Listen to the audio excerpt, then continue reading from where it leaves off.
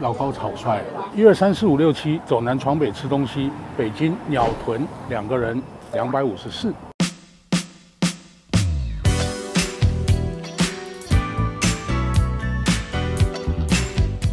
点一些比较不翻车的，你不是非得让老高吃个提灯吗？点个提灯，烤鸡皮要1个，但是不要用酱汁烤。如果它的鸡没有问题的话，盐烤就可以，盐烤容易脆。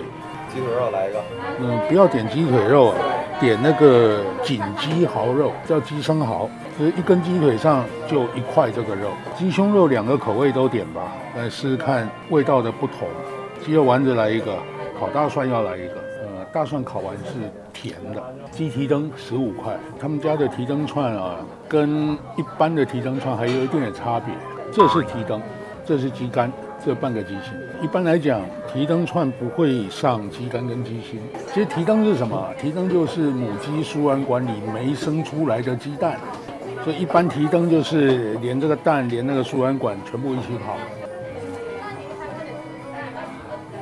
爆浆，蛋黄味，因为它本身就是个鸡蛋嘛。你说它好吃吗？我不习惯这种口感，这么形容吧，温泉蛋的蛋黄的味道。但因为这个名称吧，造型比较有意思，所以还是有蛮多人愿意试试看。我觉得它这个提灯大小可以，要提灯再大，估计我就吃不了了。这个鸡肝是酱烧的，就一般来讲，肉可以盐烤。内脏大部分都是酱烤，因为内脏要非常新鲜才能盐烤。酱烤味道重，有一点点腥味还能遮得掉，盐烤是什么味道都藏不住。可以，酱烤的还行。半个鸡心聊胜于无吧，但鸡肝可以。烤鸡胸肉串点了2个不同口味的，第一个它叫梅子紫苏，第二个叫柚子胡椒，这个每一串都是12元。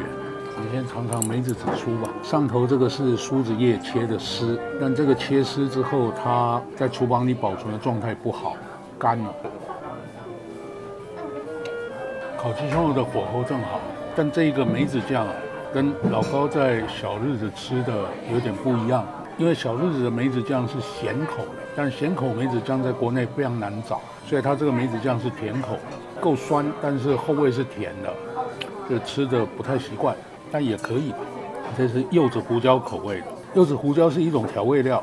柚子胡椒跟柚子有关系？柚子胡椒是冲绳的一种很独特的调味料，它是用柚子皮跟辣椒、青辣椒一起去发酵。因为在日文里头啊，辣椒跟胡椒几乎是不分的，所以对我们来讲应该叫柚子辣椒，但对他们来讲就叫柚子胡椒。这是一种酱，就是它上头这个绿色的。鸡肉口感可以，但这个柚子胡椒酱跟我习惯用的不一样了，就是它这个柚子胡椒酱里头完全没有颗粒，有可能是调出来，但这个我也不能确定。就我用过柚子胡椒酱都比较粗，有颗粒感，这个完全没有，但味道是对的。鸡肉丸子1串10块钱，我预期它鸡肉丸子会比较硬，这个鸡肉丸子确实是比较硬，就如果以标准的烤鸡肉丸子的方法，这个不行。为什么老高一开始就觉得它比较硬？因为他拿这个细签子竟然穿得住。鸡肉丸子有点像咱们做狮子头，就它是不打的。这个鸡肉丸子打得太过头了，所以它非常紧实。一般居酒屋或者是烧鸟店在做这个鸡肉丸子啊，是像做淮扬狮子头的做法，就是细接粗斩，然后稍微打一下，所以它包起来的时候是松松的。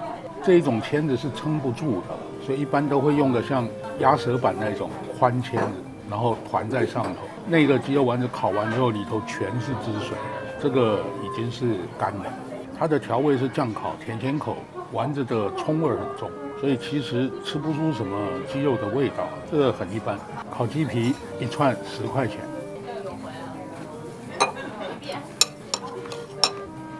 鸡皮没毛病，但这个烤的手法不好，火太大，温度太高，所以它靠近火的部分已经焦了，离火比较远的部分还没烤上，不平均了。就一般来讲，烧鸟店的那个炭炉，当然现在很多是电炉，只要它的长度够，我们会分成高温、中温、低温。像鸡皮应该是中温，那哪怕说这个炉子短，也要分成高温跟中温。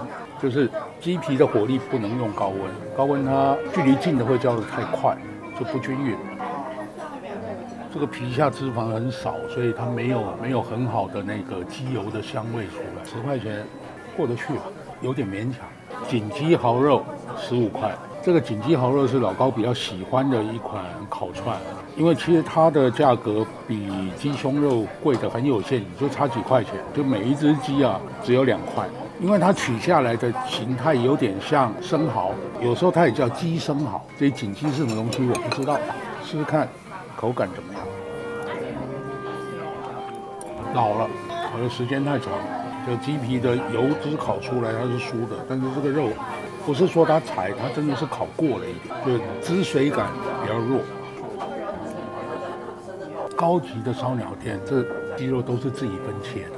有一个好的分切的师傅，大概一只鸡至少能切出12种肉。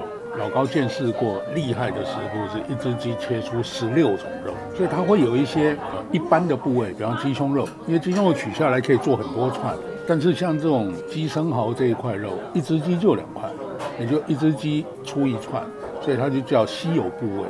那这稀有部位通常都比较贵，不过在这呢，它差价很小，所以这个是可以的。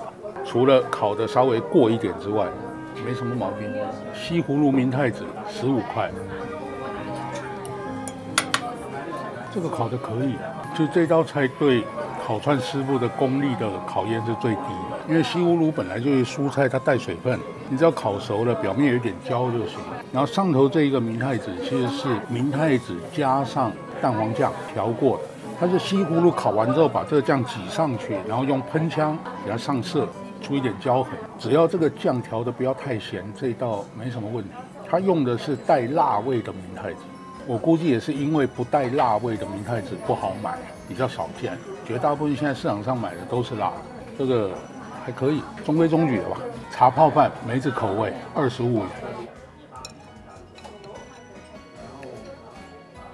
老高炒帅了，我点这个梅子口味的茶泡饭，心里想的是咸口梅子的味道，然后一时忘了，国内大部分的梅子酱跟腌制的梅子都是甜口，甜口梅子做茶泡饭会出什么味道，我还真没试过。这个是日式高汤，用日式高汤也没什么问题，因为茶泡饭本来就分成几个派别，有单纯用日式煎茶，也有人用煎茶调高汤。那它这个是纯高汤，纯高汤一般是在就是料理店，就是餐厅里在用，还好它不是香片。米饭还行，就是这个米饭的密度够，颗粒感不错，不太吸汤汁。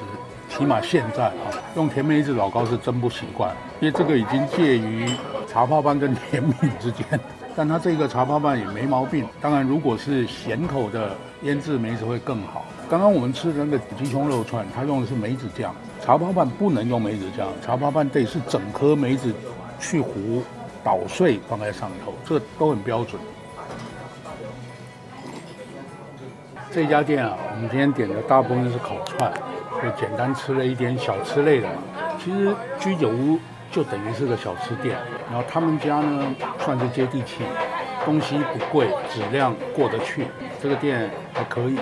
其实居酒屋在日本的这个饮食文化里头，它本来也就是个小吃店，没有那种烧鸟巨贵的那一种会被单独拎出来就称为烧鸟店，它就不算在居酒屋。一般在这个小日子的大城市里啊，很多小巷子里是有这种居酒屋，然后它作用是什么？下了班同事一起喝一杯，所以那个消费都很有节制的。比方说一个玉子烧，一个毛豆，然后2瓶啤酒，然后喝完了各自回家吃饭。所以他们在居酒屋就是一点点下酒菜，然后喝啤酒。但在咱们国内的居酒屋呢，他们是来吃午饭跟吃晚饭，就晚饭以后来喝酒的反而很少。这家店接地气，价格不贵，然后这个出品呢还算对得起这个价格。